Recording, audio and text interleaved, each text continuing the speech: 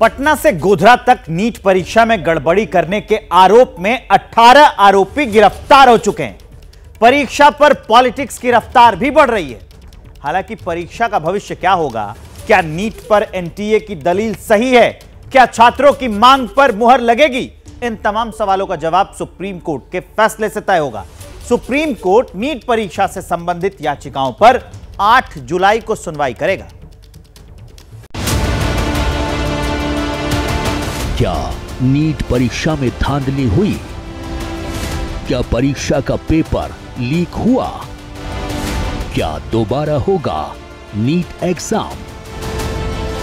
देश भर में हो रहे विरोध प्रदर्शनों के बीच ये सवाल तेजी से उठ रहे हैं, क्योंकि नीट परीक्षा में हिस्सा लेने वाले हजारों छात्र सड़कों पर हैं और धांधली के आरोप लगाकर दोबारा परीक्षा की मांग कर रहे हैं।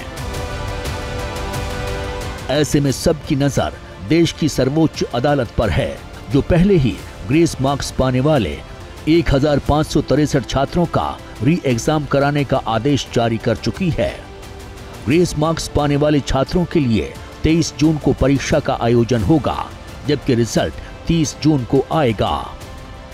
आज ग्रेस मार्क्स का इशू कोर्ट ने कंसिडर किया है और उसमें ये कोर्ट ने ये बोला है कि कोर्ट एनटीए ने आके क्लैरिफिकेशन दिया है, कमेटी बनाई, जिसके बेसिस पे कोर्ट ने ये बोला है कि ठीक है, जितने भी स्टूडेंट्स ने जिनको ग्रेस मार्क्स अवार्ड हुए हैं ये सब दोबारा से अपीयर होंगे 23 जून को और इनका रिजल्ट 30 जून को डिक्लेयर किया जाएगा। स्वाभाविक जिनके मन में जो शंका आती है, कुछ विषय ध्यान में आई थी, 6 सेंटर की कुछ गड़बड़ियां ध्यान में आई थी, ग्रेस मार्क उनको समय कम मिलने के अभाव में जो एक फार्मूला को यूज करते हुए ग्रेस मार्क दिया गया, उसमें भी कुछ आपत्ति आई, उसको भी सुधारा गया।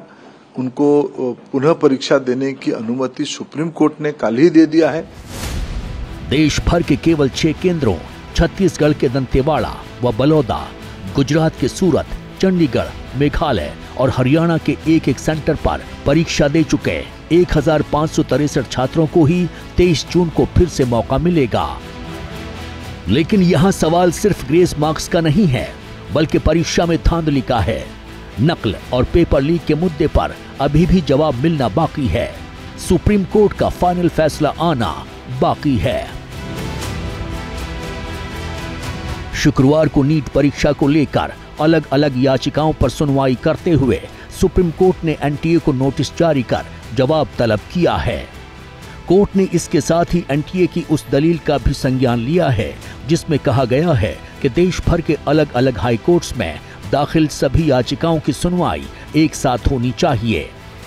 सुप्रीम कोर्ट ने अगली सुनवाई के लिए 8 जुलाई की तारीख तय की है। मामला उच्चतम न्यायालय के सामने है, उनके जो आदेश आते हैं उनका पालन तो होता ही है। देश की शिक्षा मंत्री धर्मेंद्र प्रधान जी भी इस पे बोले हैं। अब अंतिम जो निर्णय आएगा सुप्रीम कोर्ट का, उसका पालन होगा। साथ साथ शिक्षा मंत्री जी ने आश्वस्त भी कराया कि ऐसे नीट के अंदर में ना कोई धांधलेबाजी, ना कोई ऐसे पेपर लीक की बात हुई है। लेकिन अब अंतिम फैसला जो कोर्ट का होगा वो मान्य होगा और उसकी प्रतीक्षा करनी चाहिए। सुप्रीम कोर्ट के अलावा 7 राज्यों के हाई कोर्ट्स में याचिकाएं दाखिल की गई हैं।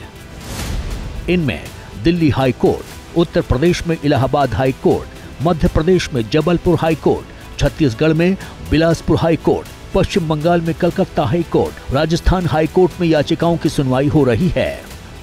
वहीं सुप्रीम कोर्ट में भी 7 से ज्यादा याचिकाएं दाखिल हैं और कमोबेश हर एक याचिका में परीक्षा में धांधली के आरोप और परीक्षा को निरस्त कर दोबारा एग्जाम की मांग की गई है। कई याचिकाओं में नीट परीक्षा की जांच सीबीआई से कराने की मांग भी की गई है।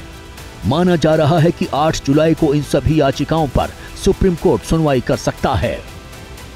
सबसे पहला पॉइंट ये है कि आज एनटीए 7-8 दिन बाद आके माननीय सुप्रीम कोर्ट के सामने खुद एग्री करता है कि ये ग्रेस वाला जो पूरा हमने जो किया है ये गलत है, इसको हटा देते हैं। कहीं ना कहीं एग्री किया। क्या और डिस्पेरेंसीज है जो एक बार हमें अंदर घुस के देखनी चाहिए?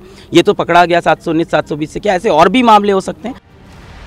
यहाँ गौर करने वाली बात यह है कि सुप्रीम कोर्ट काउंसलिंग पर रोक लगाने से इनकार कर चुका है, तो वहीं नीट एग्जाम कराने वाली एजेंसी एनटीए साफ शब्दों में कह चुकी है कि परीक्षा में कोई धांधली नहीं हुई। केंद्र सरकार का रुख भी कमोबेश यही है।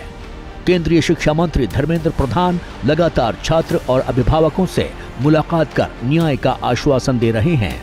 हालांकि केंद्र सरकार के आश्वासन ग्रेस मार्क्स वाले कैंडिडेट के दोबारा एग्जाम के फैसले के बावजूद छात्र अपने रुख पर अड़े हुए हैं, तो वही सवाल ये भी है, क्या सुप्रीम परीक्षा में नीट एग्जाम पास हो पाएगा?